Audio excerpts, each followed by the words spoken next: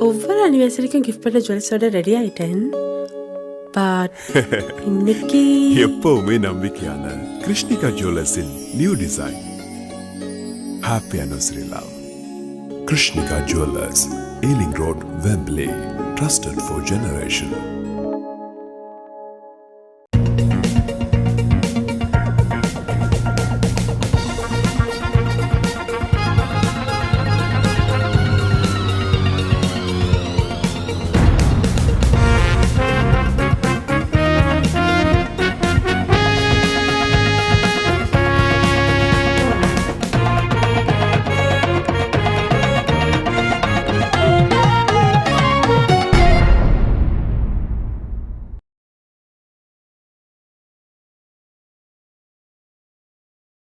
அனைத்துலக உயிரோடை தமிழ் ILC தமிழ் உயிரோடை தமிழில் அன்பர்களே, உலக நகர்வுகள் நிகழ்ச்சியில் பிரித்தானியாவிலிருந்து போரிய ஆய்வாளர் அருஷ் அவர்கள் இணைகின்றனர். வணக்கம் அருஷ் அவர்களே. தமிழ் உறவுகளுக்கு என்பது வணக்கம். உங்களுக்கு வணக்கத்தை தெரிவித்துக் கொண்டு ஒரு உலக நகர்வுகள் நிகழ்ச்சியில் இணைந்திருக்கின்றோம். இன்றும் கூட நிறைய விடயங்கள் பார்க்க இருக்கிறது. குறிப்பாக நாங்கள் முதலில் ரஷ்யா யுக்ரைன் போர் தொடர்பாக பார்ப்போம். கடந்த வாரம் நீங்கள் ரஷ்யா புதிய ஒரு ஏவுகணையை பரிசீலித்து பார்த்த என்ற விடயத்தை நீங்கள் கூறியிருக்கிறீர்கள். இன்று இன்னொரு தகவல் வந்திருக்கின்றது. நீர்மூழ்கி கப்பல் பரிசீலித்து பார்த்ததாகவும் அது அணுசக்தியை பயன்படுத்தக்கூடிய நீர்மூழ்கி கப்பலாக இருக்கின்றது என்று கூறுகிறார்கள். இந்த நீர்மூழ்கி கப்பல் தொடர்பாக உறவுகளுக்கு கூறுங்கள். உங்களுக்கு தெரியும், கடந்த புதன்கிழமை ரஷ்யா புதிய ஒரு ஏவுகணையை அறிமுகப்படுத்தி இருந்தது. அது அணுசக்தியில் இயங்குகின்ற ஏவுகணை, புரூபெஸ்டிக் என்று சொல்றது. அந்த ஏவுகணையை பொறுத்தவரையில் அது அன்லிமிட்டட் தூர ரேஞ்ச், அதாவது எல்லைகளற்ற பரப்பு என்று சொல்லலாம். எவ்வளவு தூரமும் அது சென்று தாக்கக்கூடியது. அதுக்கு அப்பால் இப்போது அணுசக்தியில் இயங்குகின்ற நீர்மூழ்கி, அதாவது நியூக்ளியர் க்ரூசர் கபரபஸ்க் என்று சொல்றது அது இந்த பெயர். அது அணுசக்தியில் அந்த நீர்மூழ்கி இயங்குறது பெரிய பிரச்சனை இல்லை. ஏனென்று சொன்னால் அணுசக்தியில் இயங்குகின்ற நீர்மூழ்கிகள் பல நாடுகளிடம் இருக்கின்றது. அமெரிக்காவிடம் இருக்கின்றது, பிரித்தானியாவிடம் இருக்கின்றது, ரஷ்யாவிடம் இருக்கின்றது. ஆனால் சிறப்பம்சம் என்னென்று சொன்னால், இந்த பொசிடோன் என்ற ட்ரோன் அந்த நீர்மூழ்கியில் இருந்து ஏவப்படும் இந்த டோபிட்டோ என்றது, கடலுக்கு அடியில் சென்று தாக்குகின்ற ஏவுகணைகளை டோபிட்டோ என்று கூடுவார்கள். அதே போன்ற அந்த பொசிடோ ட்ரோன் அதுவும் நியூக்ளியர் சக்தியில் இயங்கக்கூடியது, அணுசக்தியில் இயங்கக்கூடியது. அப்படி என்று சொன்னால் அது அணுக்குண்டுகளையும் சுமந்து செல்லக்கூடியது. அவ்வாறு அணுக்குண்டுகளையும் சுமந்து செல்லக்கூடிய அந்த நீருக்கடியினால் செல்லும் அந்த ட்ரோன் உலகில் எந்த பகுதிக்கு செல்லக்கூடியது. என்னன்னு சொன்னால் அதுவும் இந்த ஏவுகணையை போலதான் அணுசக்தியில் இயங்குகிறது என்றபடியால் அது பல மாதங்களும் கடலுக்குள் பயணிக்கக்கூடியது. உதாரணமாக நீங்கள் பார்க்கலாம், அமெரிக்காவின் நிமிட்ஸ் விமானம் தாங்கி கப்பல் கூட 20 வருடங்களுக்கு அதற்கு எரிபொருட்கள் தேவையில்லை. அது 20 வருடங்கள் தொடர்ச்சியாக இயங்கக்கூடியது. இது சிறிய சிறிய ரியாக்டர்கள். இப்ப 20 வருடம் இயங்காது விட்டாலும் கிட்டத்தட்ட அது ஒரு 10 நாட்கள் தொடர்ந்து இயங்குமாக இருந்தால் கூட அது உலகத்தை சுற்றி வந்துவிடும். அப்ப அதாவது இப்ப ரஷ்யா, அதாவது எல்லைகள் என்று சொல்வார்கள் இவர்கள். இப்ப இந்த எல்லையில் படை குவிக்கிறார்கள், எல்லைகளை பாதுகாக்கிறார்கள் என்றால் இனி எல்லைகள் அற்ற நிலைமையாகத்தான் இந்த போர் விரிவடைய போகிறது. அதாவது முற்று முழுதாக மூடிக்கொண்டிருக்க வேண்டிய ஒரு நிலை. இதைத்தான் அமெரிக்க அதிபர் டொனால்ட் ட்ரம்ப் கூறியிருந்தார், கோல்டன் டோம் என்று சொல்லி. அவ்வாறு ஒரு கோல்டன் டோம் என்று சொல்லி எல்லா திசைகளிலும் இனி எதிரியை எதிர்பார்த்திருக்க வேண்டிய ஒரு சூழ்நிலையை உருவாக்கி இருக்கின்றது இந்த ரஷ்யாவின் புதிய ஆயுதம். அமெரிக்காவும் பல புதிய ஆயுதங்களை தயாரிப்பதற்கு இப்போது முற்பட்டு நிற்கின்றது. அதே சமயம் இந்த அணுக்குண்டு பரிசோதனைகளை தாங்கள் செய்ய போவதாக கூறியிருக்கிறார்கள். அதற்கு ரஷ்யா கடுமையான எதிர்ப்பை தெரிவித்திருக்கின்றது. அவ்வாறு அமெரிக்கா இந்த அணுக்குண்டு பரிசோதனை செய்யுமாக இருந்தால் ரஷ்யாவும் அதனை ஆரம்பிக்கும் என்று கூறியிருக்கிறார்கள். அமெரிக்க அரசு தலைவர் டொனால்ட் ட்ரம்ப் அதுக்கு கூறின காரணம் என்னென்று சொன்னால், சீனாவிடம் நிறைய இருக்கின்ற, சீனா தொடர்ச்சியாக செய்கின்றது, பாகிஸ்தான் தொடர்ச்சியாக செய்கிறது என்று உதாரணத்தை கூறியிருக்கின்றார்கள். சீனா அதனை மறுத்திருக்கின்றது. பாகிஸ்தானை கூட உதாரணம் கூறுற அளவுக்கு வந்திருக்கிறது என்று சொன்னால் நிலைமை ஒரு மிகவும் ஒரு என்ன சொல்றது ஒரு நெருக்கடியான நிலைமையாகத்தான் பார்க்கலாம். இருந்தாலும் இந்த ஆயுதங்கள அறிமுகம் என்பது தொடர்ச்சியான ஒரு ஆயுத போட்டி, பனிப்போர் காலத்தில் ஏற்பட்ட ஆயுத போட்டியை போல ஒரு ஆயுத போட்டிக்கு இந்த உலகம் நுழைந்து விட்டதாகத்தான் பார்க்கலாம். நீங்கள் கூறுவதை பார்க்கும் பொழுது எல்லோரும் இப்பொழுது அணு ஆயுதத்தை பற்றி பேசும் பொழுது நீங்கள் இப்போ கூறியது போல் டொனால்ட் ட்ரம்ப் அவர்கள் சமீபத்தில் ஜி ஜின்பிங் அவர்களை சந்தித்த பின்பு அவர் கூறியிருந்தார், அமெரிக்காவிலும் அணு பரிசோதனை செய்வது, அதாவது ரஷ்யா சீனா போன்ற நாடுகளை சமப்படுத்தும் வகையில் தாங்களும் அதை பரிசோதனை செய்ய வேண்டும் என்று கூறியிருக்கின்றார். இது எவ்வளவு ஆபத்தை ஏற்படுத்த போன்றதோ எனக்கு தெரியவில்லை. ஆனால் ஒன்று மட்டும் தெளிவாக தெரிகின்றது, இப்ப அணு ஆயுதத்தை காவி செல்லும் ஆயுதங்களை தயாரிக்கிறார்கள் என்றால் நிச்சயமாக இது எந்த நேரத்திலும் எப்பொழுதும் வெடிக்கலாம் போல் இருக்கின்ற ஒரு அபாயம் காணப்படுவது போல் தெரிகின்றது. இதே நேரத்தில் சிஐஏனுடைய தலைவர் ஐரோப்பிய ஒன்றியத்தில் வந்திருப்பதாக கூறப்படுகின்றது. என்ன காரணத்துக்காக என்று கூற முடியுமா? இப்ப ரஷ்யாவுடைய போரை எடுத்து பார்த்தீர்கள் என்றால் அமெரிக்கா கொஞ்சம் விலகி போய் இருக்கிறது போல் கிடக்கின்றது. ஐரோப்பிய நாடுகள் தான் இதை கையாள வேண்டிய ஒரு நிலைமை இருக்கின்றது. சிஐஏனுடைய தலைவர் ஐரோப்பிய நாட்டுக்கு வந்திருப்பதற்கு என்ன காரணம்? உண்மைதான், ஐரோப்பாவுக்கும் அமெரிக்காவுக்கும் இடையிலான விரிசல்கள் மெல்ல மெல்ல அதிகரித்து வந்திருந்தன. இது புலனாய்வு தகவல்களின் பரிமாற்றத்தின் ஒரு பின்னடைவு வரையும் சென்றிருந்தது. உக்ரைனுக்கான புலனாய்வு தகவல்களை வழங்குவதை அமெரிக்கா ஒரு குறுகிய காலத்துக்கு நிறுத்தி இருந்ததும் எல்லோரும் அறிந்தது. அப்ப இந்த இடைவெளி இரண்டு நாடுகள், அதாவது இந்த மேற்குலக நாடுகளின் படை நடவடிக்கைகளில் ஒரு பாதிப்பை ஏற்படுத்துவதாக இப்போது உணர்ந்திருக்கிறார்கள். உதாரணமாக கட்டார் மீது இஸ்ரேல் மேற்கொண்ட தாக்குதலின் தோல்வி, அண்மையில் சீனாவில் மேற்கொள்ளப்பட்ட ஒரு முயற்சி இந்த தோல்வி என்று பல தோல்விகளை இப்போது மேற்குலகம் சந்தித்து வருகின்ற வேளையில் இன்னும் மீண்டும் தாங்கள் ஒன்றாக இணைந்து இயங்க வேண்டும் என்பதற்காக இந்த சிஐஏ தலைவர் ஜோன் ராட்க்ளிஃப் இந்த கடந்த வாரம் ஐரோப்பாவுக்கு பயணம் மேற்கொண்டதாக அமெரிக்காவின் பொலிட்டிகோ என்ற ஊடகம் தெரிவித்திருந்தது. அவர் அங்கு ஐரோப்பிய ஒன்றியத்தின் அரசியல் பிரிவு பேச்சாளர் காஜா கலாஸ் உட்பட முப்படை அதிகாரிகள், மற்றது புலனாய்வுத்துறை அதிகாரிகள், சிச்சுவேஷன் சென்டர் என்று சொல்றது INTCEN என்று சொல்ற அந்த அமைப்பின் அதிகாரிகள் உட்பட பலரை சந்தித்திருக்கின்றார். இது ஒரு ஹீலிங் ப்ரோசஸ் என்றுதான் சொல்கிறார்கள்.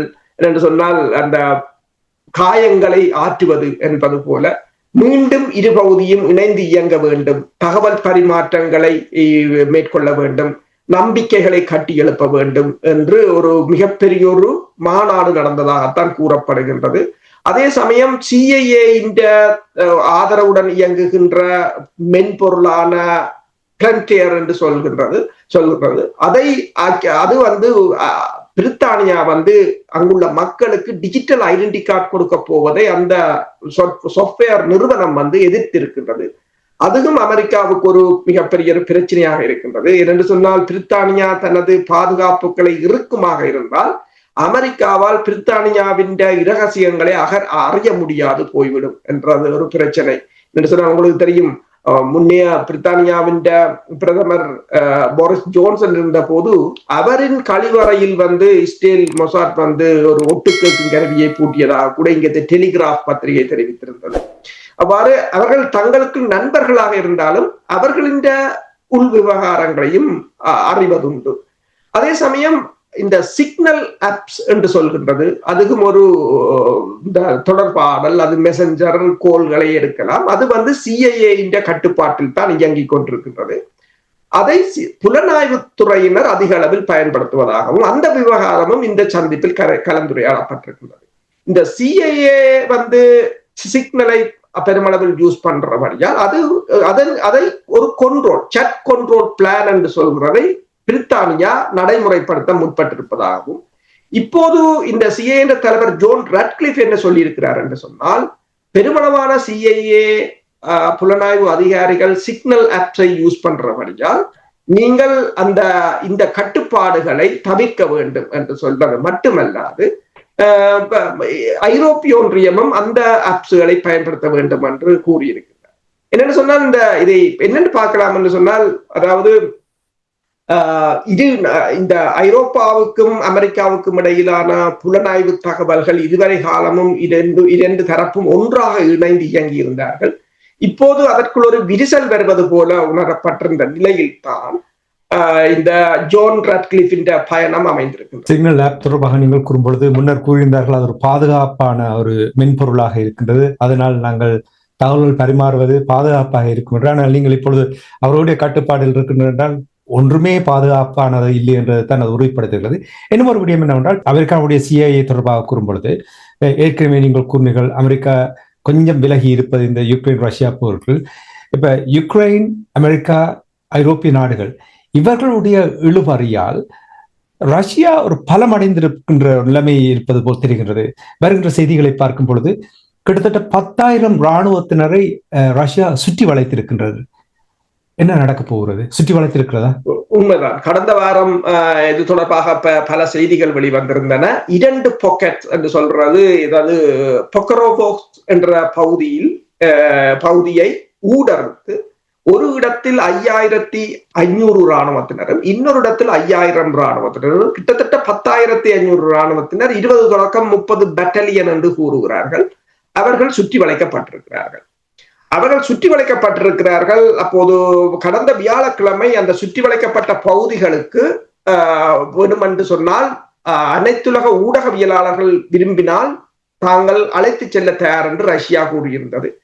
சுற்றி வளைக்கப்பட்ட பின்னர் ரஷ்ய அதிபர் அந்த களமுனைக்கு சென்றிருந்தார். அங்கு தளபதிகளுடனும் கலந்துரையாடி இருந்தார். தாக்குதலை நடத்த வேண்டாம், சரணடைவதற்கான ஏது நிலைகளை ஏற்படுத்துங்கள் என்று கூறியிருந்தார். ஆனால் உக்ரைன் அதிபர் ஜெலன்ஸ்கி அதை மறுத்திருந்தார். ரஷ்யா பிரச்சாரம் செய்கின்றது, அங்கு அவ்வாறு சுற்றி வளைக்கப்படவில்லை என்று. ஆனால் ரஷ்யா கூறியிருந்தது, அவ்வாறு நீங்கள் பார்க்க வேண்டும் என்று சொன்னால் தாங்கள் அதற்கு உரிய அதுக்குரிய வழிமுறைகளை தாங்கள் செய்யலாம் என்று சொல்லி, இந்த நிலையில் இப்ப உக்ரைன் முன்னாள் பிரதி பாதுகாப்பு அமைச்சரான விட்டலி டெடிகோ கூறியிருக்கின்றார். அதாவது இந்த 2 பகுதிகளிலும் இருந்து உடனடியான வெளியேற்றத்தை உக்ரைன் மேற்கொள்ள வேண்டும். ஏனென்று சொன்னால் அதற்கு பிறகு அவர்களை மீட்க முடியாத ஒரு நிலை ஏற்படும். மற்றது அவர்கள் பெருமளவான நேட்டோ படையினரின் ஒரு மில்லியன் கணக்கான டாலர்கள் பெறுமதியான ஆயுதங்களும் அங்கு இழக்கப்பட்டிருப்பதாகவும் அவர்கள் அனைவரும் ஒன்றில் சரணடையலாம் அல்லது கொல்லப்படலாம் என்று அவர் தெரிவித்திருக்கின்றார். எனவே உடனடியாக மீட்பு நடவடிக்கைகளை மேற்கொள்ள வேண்டும். ஆனால் மீட்பு நடவடிக்கைகளை மேற்கொள்வதற்கான முயற்சிகளும் பெருமளவில் வெற்றி பெறவில்லை என்பது தெளிவாக தெரிகின்றது. சனிக்கிழமை என்று நான் நினைக்கிறேன், சனியோ ஞாயிற்றுக்கிழமை, அந்த பொக்ரவோஸ் பகுதிக்கு பின்பக்கமாக அமெரிக்காவினால் வழங்கப்பட்ட பிளாக் ஹாக் உலங்கு வானூர்திகள் மூலம் ஒரு தரை இறக்கத்தை உக்ரைன் மேற்கொண்டிருந்தது. ஒரு உலங்கு வானூர்தி தான் தாழ்வாக 2 உலங்கு வானூர்திகள் பறந்து செல்வதை காணக்கூடியதாக இருந்தது படங்களில். ஆனால் ஒரு உலங்கு வானூர்தி தான் அங்கு தரை இறங்கக்கூடியதாக இருந்தது. அதில் 12 சிறப்பு படையினர் இறங்கியதாகவும் ஆனால் 12 பேரும் கொல்லப்பட்டு விட்டதாக ரஷ்யா தெரிவித்திருக்கின்றது. அதற்குரிய ஒளிப்படங்களையும் ரஷ்யா வெளியிட்டிருக்கின்றது. எனவே அந்த தரையிறக்கமும் பெருசாக வெற்றி பெறவில்லை. அந்த தரையிறக்கத்தை ராய்ட்டர் செய்தி நிறுவனம், த எக்கனாமிக்ஸ் என்ற செய்தி நிறுவனங்கள் கூட அதனை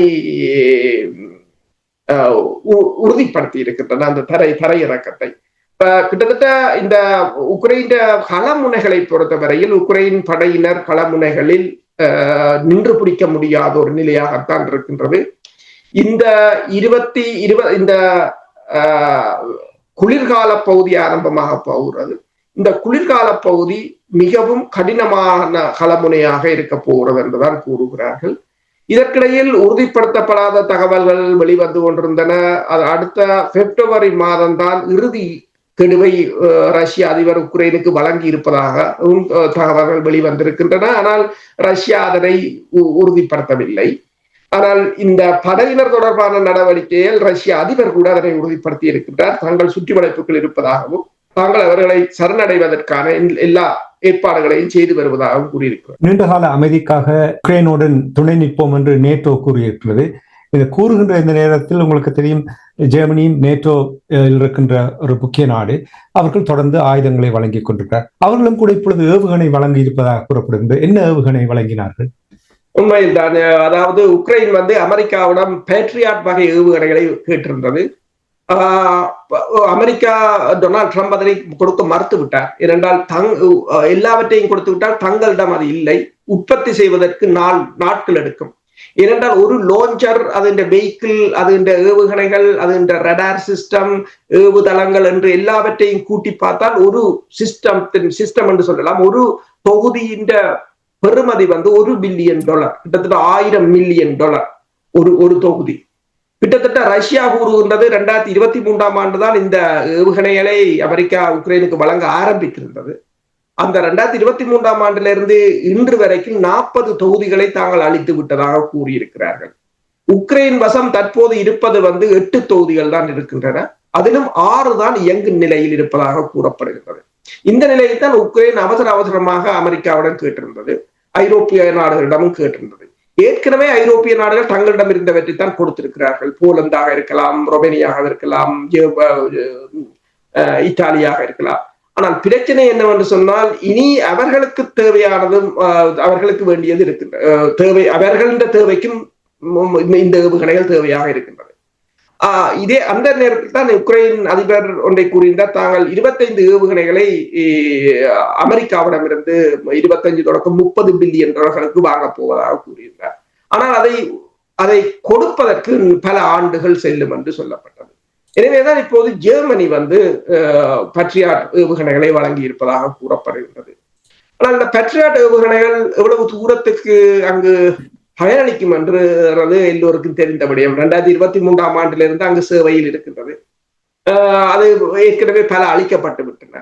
ரஷ்யாவின் ஐகண்டர் ஏவுகணைகளாக இருக்கலாம், X-101 ரக ஏவுகணைகளாக இருக்கலாம், இவற்றை ரஷ்யா மோடிஃபை பண்ணிவிட்டது. அவர்கள் இந்த ஏவுகணைகளை தாண்டி சென்று வெடிக்கக்கூடிய அளவுக்கு அவர்கள் அதனை மறுசீரமைத்து விட்டார்கள். அடுத்ததாக அதிக அளவில் அவர்கள் ஆளில்லாத தாக்குதல் விமானங்களை பயன்படுத்துகிறார்கள். என்னும் போது இந்த ஏவுகணை பெருமளவில் களமுனைகளில் மாற்றத்தை ஏற்படுத்தாது. இருந்த போதும் தற்போது எஞ்சியிருக்கின்ற அந்த எரிசக்தி நிலைகளை காப்பாற்றுவதற்காக உக்ரைன் இதனை ஜெர்மனிடமிருந்து பெற்றிருக்கின்றது. நன்றி அரசுகளை. இன்றைய நிகழ்ச்சியில் இணைந்து யுக்ரைன் ரஷ்யாவுக்கு இடையிலான போர் தொடர்பான நிலைமைகளை உயிரோடை தமிழ் உறவுகளோடு பகிர்ந்து கொண்டமைக்காக உயிரோடை தமிழ் அன்பர்கள் சார்பாக நன்றியை கூறிக்கொண்டு மீண்டும் என்பது நிகழ்ச்சியில் இணைந்திருப்போம். அதற்கு நன்றி, வணக்கம். நன்றி, வணக்கம். எமது பார்வையாளர்களுக்கு வணக்கம். மக்களின் குரலாய் ஓங்கி ஒலிக்கும் இலக்கு மின்னிதழ் மற்றும் உயிரோடை தமிழ் வானொலி ஆகிய இவ்விரு ஊடகங்களும் உங்களைப் போன்ற எமது நேயர்கள் நண்பர்களின் ஆதரவிலேயே இயங்கி வருகின்றன. மிக குறைந்த பலங்களுடன் பல இடர்கள் மற்றும் தடைகளை தாண்டி பயணிக்கும் எமது ஊடகங்களின் பணிகள் மேலும் வளர உங்களால் முடிந்த நிதி உதவியை வழங்கி இன்னும் காத்திரமான செயற்பாடுகளை முன்னெடுக்க உதவுமாறு மிகவும் பணிவன்புடன் வேண்டி நிற்கின்றோம். உங்கள் பங்களிப்பு உங்களின் உரிமை குரலாய் ஓங்கி ஒலிக்கும். நன்றி.